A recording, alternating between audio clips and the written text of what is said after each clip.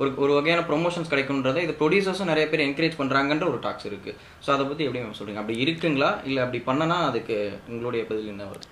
இது ரொம்ப age old attitude. இது கலராக இருக்கணும், இப்படி இருக்கணும், அப்படி இருக்கணும்.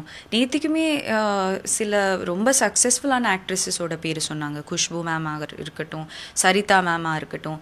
அவங்களோட சக்ஸஸ்னால, அவங்களோட உழைப்புனால அவங்க அங்கே ரீச் ஆயிட்டாங்க.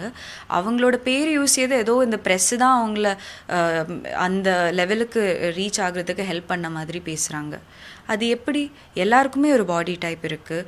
அது சில ப்ரொடியூசர்ஸ்க்கு அந்த தாட் இருக்குன்னா, இப்போ இருக்கிற டைரக்டர்ஸ்க்கு அந்த ஐடியாஸ் இல்லை. அதெல்லாம் ரொம்ப ஓல்ட் ஃபேஷன். ஆடியன்ஸஸ்க்குமே அது வேண்டாம். இப்போ நீங்கள் எவ்வளோ பர்ஃபெக்டாக இருந்தாலுமே இப்போ எல்லாம் கதை தான் முக்கியம், இம்பார்ட்டன்ஸ் கொடுக்குறாங்க. ஸோ அது மாறிட்டு தான் இருக்குது.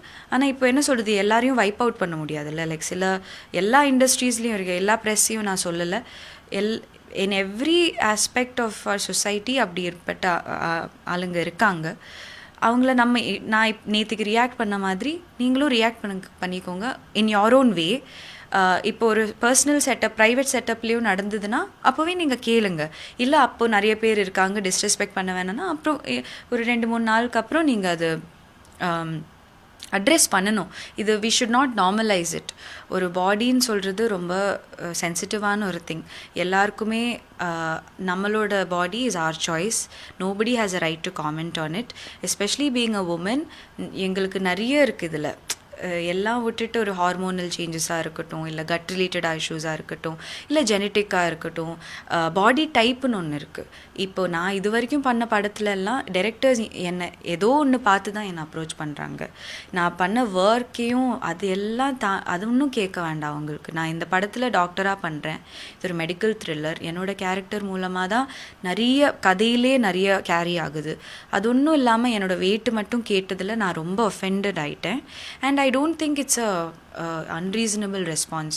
அது ரொம்ப பேசிக்கான ஒரு இது. நான் அதை கேட்டால் everybody made me look like ஒரு 10-12 நிமிஷம் போச்சு. இது ஒரு ஒன் ஸ்டேட்மெண்ட் இல்லை. என்னை எல்லோரும் அட்டாக் பண்ணி ஹராஸ் பண்ணி புல்லி பண்ணுற மாதிரி எனக்கு ஃபீல் ஆச்சு. ஃபஸ்ட்டு 5 minutes எனக்கு அது ரொம்ப ஸ்டூப்பிடாக தோணுச்சு. நான் ரியாக்ட் பண்ணிகிட்டு இருந்தேன் ரொம்ப இயல்பாக. அதுக்கப்புறம் ஒரு 10 நிமிஷத்துக்கு அப்புறம் யாருமே பேசலையே, அப்போ நான் தான் ஏதோ தப்பு பண்ணுறேனோன்னு ஒரு தாட் வந்தது. அதுக்கப்புறம் இன்சிடெண்ட் நடந்துட்டு ஒரு 3-4 hours கழித்து தான் எனக்கு மெசேஜஸ்லாம் வந்து, அப்போ தான் எல்லோரும் இண்டஸ்ட்ரியில் இருக்கட்டும் நிறைய பேர் ரீச் அவுட் பண்ணி நான் பண்ணது கரெக்டுன்னு சப்போர்ட் பண்ணுறாங்க. So I'm very grateful.